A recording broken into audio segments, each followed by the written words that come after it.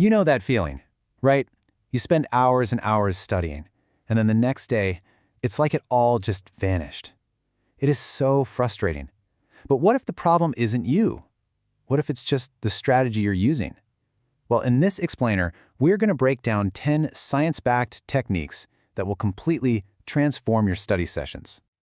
Sound familiar? You read a chapter. It makes perfect sense. But then later, someone asks you about it and your mind just goes blank. Look, that's not a personal failure. It happens to everyone.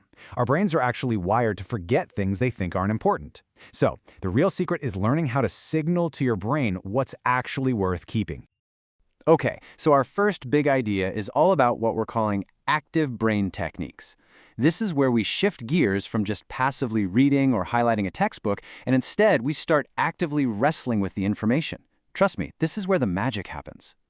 First up, we have active recall. Now think of it like this. Just rereading your notes is like looking at the answers to a test. But active recall, that's like actually taking the test. Every single time you force your brain to pull information out of your memory, you're making that memory stronger. It's literally a workout for your brain. So how do you actually do it? It's a really simple 4-step process. First, you study your topic like normal. Then, and this part is absolutely crucial, you close the book. From memory, you write down everything you can possibly remember. Then, you open the book back up to check your work and fill in all the gaps. This process instantly shows you what you know and, more importantly, what you don't. Next, we have the Feynman technique. And honestly, this one is a total game changer for really, truly understanding something. The whole idea is simple. If you can't explain a concept in simple terms, you don't actually get it yourself. The act of teaching forces you to find the holes in your own knowledge. And the best part? You don't even need a student. You can explain it to a friend, a family member, or, hey, even just talk to yourself in the mirror. It might feel a little silly, but just saying the words out loud forces your brain to organize the information in a new way. It's amazing how quickly you'll discover what parts you're still fuzzy on. All right, 2 more quick ones for you. The linking method is all about building bridges in your brain.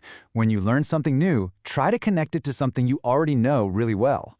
And for remembering lists, mnemonics are your best friend.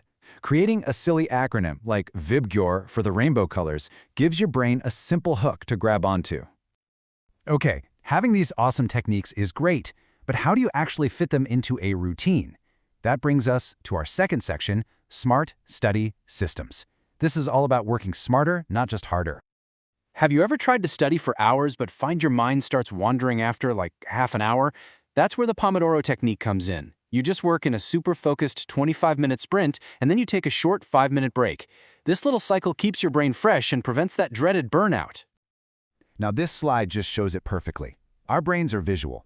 When you look at a huge wall of text, it's just overwhelming. But when you take that exact same information and organize it into something like a mind map or a flowchart, your brain can instantly see the connections. It just clicks. All right, this next one, spaced repetition, is probably one of the most powerful learning tools ever discovered. You know how you naturally forget things over time? Scientists call it the forgetting curve. Well, spaced repetition is how you fight back. By reviewing information at specific, spaced-out intervals, you're essentially telling your brain, hey, pay attention, this is important, so you need to keep it. And the timing is everything. Here's a simple schedule to get you started. You learn something new today, then you do a quick review tomorrow. You look at it again in a week, and then one more time about a month later. Each review is faster than the last, but it cements that memory deeper and deeper in your brain. So, we have our techniques, we have our systems, but none of that matters if the machine itself, your brain, isn't running properly. It's like having a race car with no gas. This final section, Fuel for the Brain, covers the absolute essentials. 7 to 8 hours. Seriously, this number is not a suggestion. It's a biological command. When you're asleep, your brain is working overtime, organizing the day's information and moving it into long-term storage.